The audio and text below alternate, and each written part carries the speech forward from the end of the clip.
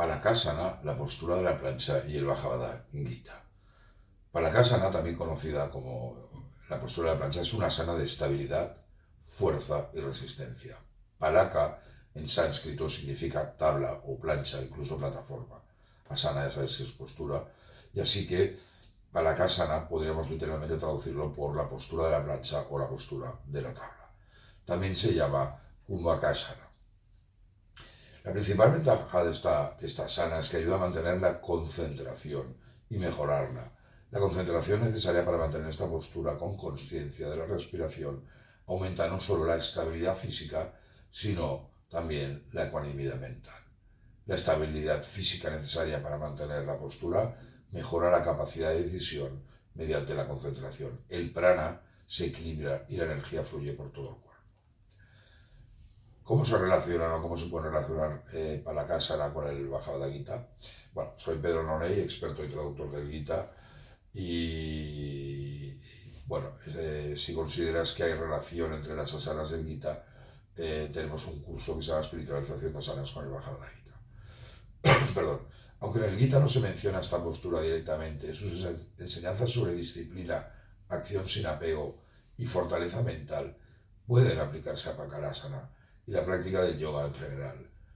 Palakasana no es solo un ejercicio físico, sino una práctica de paciencia, ecuanimidad mental, determinación y acción consciente, valores que el Bhagavad Gita nos enseña para nuestra vida.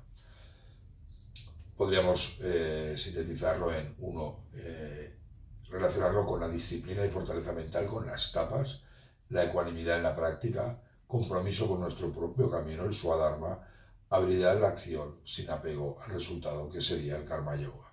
Así como Arjuna debía enfrentar su batalla con estabilidad interna, en Palakasana aprendemos que la verdadera fuerza viene de la mente y la determinación.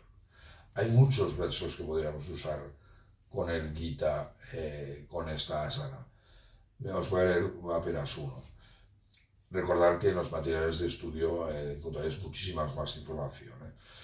En referencia al prana, por ejemplo, podríamos usar los siguientes versos, el 4.27, que dicen: otros sacrifican también todas las actividades de los sentidos y de la energía vital, el prana, en el fuego yógico del autocontrol, iluminado por el conocimiento. O el 4.29, que nos dice: otros ofrecen como sacrificio la exhalación y la inhalación. Otros ofrecen la inhalación en la exhalación. Algunos practican arduamente prana y restringen las exhalaciones e inhalaciones, absortos en la energía, en la regulación de la energía vital. La técnica del control de la respiración se está describiendo aquí como una forma de sacrificio. En la ciencia de la Ashtanga Yoga, la cuarta etapa precisamente es pranayama. Esta práctica es útil para eliminar las enfermedades del cuerpo y mantener la mente quieta y calmada. Pranayama, recordar que tiene tres partes: inhalar, puraka, expulsar, rechaka, y la retención de la respiración, que es kumbhaka.